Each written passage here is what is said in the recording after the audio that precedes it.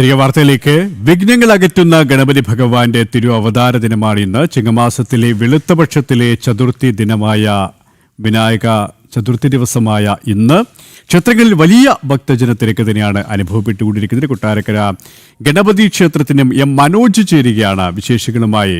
മനോജ്, വലിയ തിരക്കാണ് അവിടെ അനുഭവപ്പെട്ടുകൊണ്ടിരിക്കുന്നത്. നമുക്ക് ദൃശ്യങ്ങളിൽ നിന്നും രാവിലെ മുതൽ തന്നെ ആ തിരക്ക് കാണാനും സാധിക്കും. എത്രത്തോളം ആൾക്കാരാണ്, ഭക്തജനങ്ങളാണ് ഇപ്പോഴും ക്ഷേത്രത്തിലേക്ക് വന്നുകൊണ്ടിരിക്കുന്നത്? ഒപ്പം പ്രത്യേക ചടങ്ങുകളും പൂജകളും ഏത് തരത്തിലുമാണ്?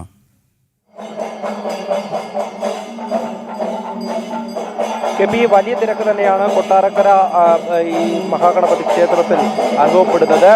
രാവിലെ മുതൽ ഇവിടെ ഭക്തജനങ്ങൾ അങ്ങനെ ഒഴുകിയെത്തുന്നുണ്ടായിരുന്നു. ദർശനത്തിന് ശേഷം ഓരോ ചടങ്ങുകളിലുമായി പങ്കെടുത്താണ് അവരൊക്കെ മടങ്ങുന്നത്. ഇപ്പോൾ നടക്കുന്നത് ഗജപൂജയാണ്. അതായത് ക്ഷേത്രം തന്ത്രിയുടെ കാർമ്മികത്വത്തിൽ ഗജപൂജ നടക്കുന്നു. അതിനുശേഷം ആനയൂട്ടുണ്ട്. എന്തായാലും ഈ ആനയൊക്കെ ക്ഷേത്രത്തിന്റെ സന്നിധിയിലെത്തി ഇപ്പോൾ ഈ ഒരു ചടങ്ങ് പുരോഗമിക്കുകയാണ്.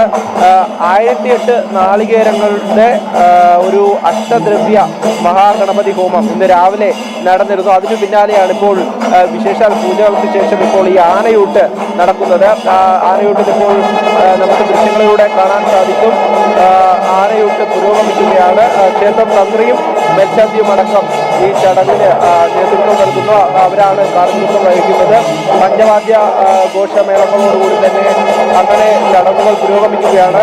വലിയ നിരക്ക് തന്നെയാണ് ക്ഷേത്രത്തിൽ അനുഭവപ്പെടുന്നത്. എന്തായാലും ഈ ഗണേശ ചതുർത്ഥി ദിനം അത് കൊട്ടാരക്കരയെ സംബന്ധിച്ചിടത്തോളം ഏറെ പ്രാധാന്യമുള്ളത് തന്നെയാണ്.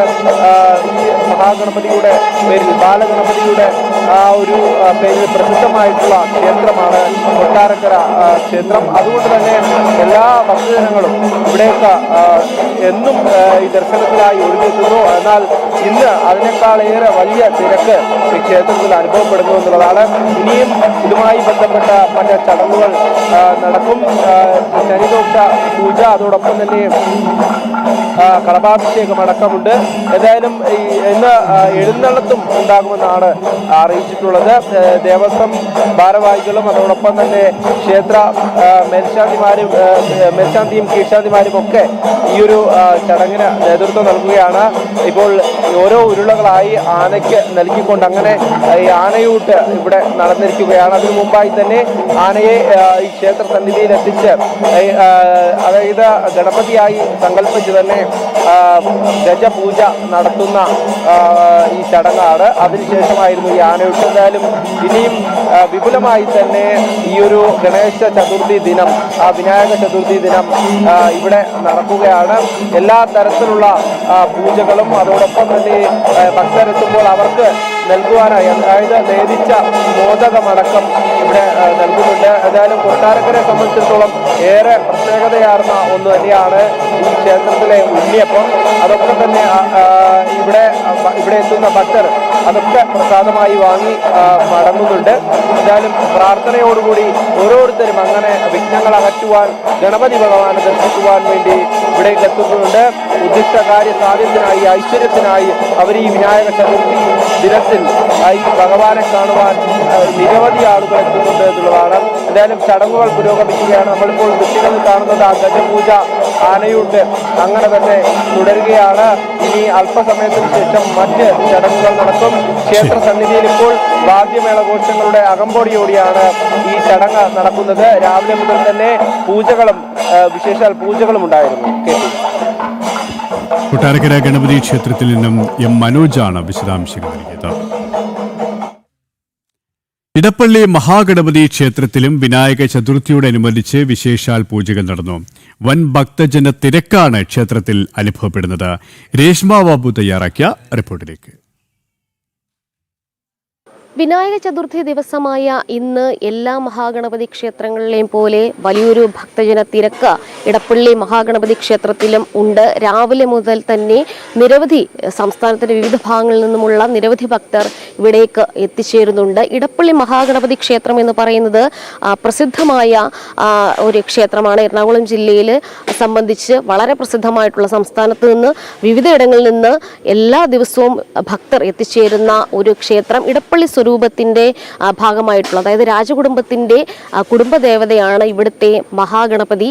ഇടപ്പള്ളി മഹാഗണപതി ക്ഷേത്രവുമായി ബന്ധപ്പെട്ടുള്ള ഒരു ഐതിഹ്യം എന്ന് പറയുന്നത്, നേരത്തെ മുൻപ് ഒരിക്കൽ ഇവിടെ മഹാഗണപതി ഹോമം നടന്ന സമയത്ത് വിഘ്നേശ്വരൻ നേരിൽ പ്രത്യക്ഷപ്പെട്ട് ഈ പൂജ സ്വീകരിച്ചു. ആ ഒരു ചടങ്ങിൽ പങ്കെടുത്തു, പൂജാ ദ്രവ്യങ്ങൾ സ്വീകരിച്ചു എന്നുള്ളതാണ് ഈ ക്ഷേത്രവുമായി ബന്ധപ്പെട്ടുള്ള ഐതിഹ്യം. കൊട്ടാരത്തിൽ ശങ്കുണ്ണിയുടെ ഐതിഹ്യമാലയിൽ അടക്കം പരാമർശമുള്ള ക്ഷേത്രമാണ്. രാജകുടുംബം നിർമ്മിച്ച ഒട്ടനവധി ക്ഷേത്രങ്ങളിൽ പ്രധാനപ്പെട്ട ഒരു ക്ഷേത്രം കൂടിയാണ് ഇടപ്പള്ളി മഹാഗണപതി ക്ഷേത്രം. ഇവിടെ ഈ സമയക്രമമുണ്ട്. അതായത് സാധാരണ ദിവസങ്ങളിൽ തിങ്കൾ മുതൽ ഞായർ വരെയുള്ള ദിവസങ്ങളിൽ രാവിലെ 5 മണി മുതൽ അതോടൊപ്പം തന്നെ ഒരു 8 മണി വരെയാണ് എല്ലാ ഭക്തർക്കുമുള്ള ദർശനത്തിനുള്ള സൗകര്യം. അതിനുശേഷം രാജകുടുംബത്തിൻ്റെതായിട്ടുള്ള ചടങ്ങുകളാണ് നടക്കുക. രാജകുടുംബത്തിൽ നിന്നുമുള്ള അംഗങ്ങൾക്ക് ഈ ഭക്തരുടെ, സാധാരണ ഭക്തരുടെ ദർശനത്തിന് ശേഷം അവരുടെ ഈ രാജകുടുംബത്തിൻ്റെതായിട്ടുള്ള ചടങ്ങുകൾക്ക് വേണ്ടിയിട്ടുള്ള ക്രമീകരണമായിരിക്കും ഉണ്ടാകുക. ഇന്ന് വിനായക ചതുർത്ഥി ആയതുകൊണ്ട് തന്നെ കുറച്ചധികം സമയം എല്ലാ ഭക്തർക്കും ദർശനത്തിന് ക്രമീകരിച്ചിട്ടുണ്ട്. രാവിലെ മുതൽ വലിയൊരു ജനത്തിരക്ക് ഈ ഒരു ക്ഷേത്ര പരിസരത്ത് ഉണ്ട്. എന്തായാലും വൈകുന്നേരവും സമാനമായിട്ടുള്ള ഒരു തിരക്ക് അനുഭവപ്പെടും. സാധാരണ ദിവസങ്ങളിലും എല്ലാ വൈകുന്നേരങ്ങളിലും 5 മണി മുതൽ ഉള്ള രാത്രി 7:30 വരെ വലിയൊരു തിരക്ക് അനുഭവപ്പെടാറുണ്ട്. വിനായക ചതുർത്ഥി ദിവസമായിട്ടുള്ള ഇന്നും സമാനമായിട്ടുള്ള ഒരു തിരക്ക് ഉണ്ടാകും. എന്തായാലും പ്രത്യേക പൂജകളുണ്ട്, ചതുർത്ഥി പൂജ, അതോടൊപ്പം തന്നെ ഗണപതി ഹോമം ഒക്കെ തന്നെ പുരോഗമിക്കുന്നുണ്ട്. എന്തായാലും ഒരു 8 മണി വരെയാണ് ഇവിടെ സാധാരണ ഒരു ദർശന സൗകര്യം ഉണ്ടായിട്ടുള്ളത്. ഈ ഇടപ്പള്ളി സ്വരൂപത്തിന്റെ ഒത്ത നടുവിലായിട്ടാണ് ക്ഷേത്രം സ്ഥിതി ചെയ്യുന്നത്.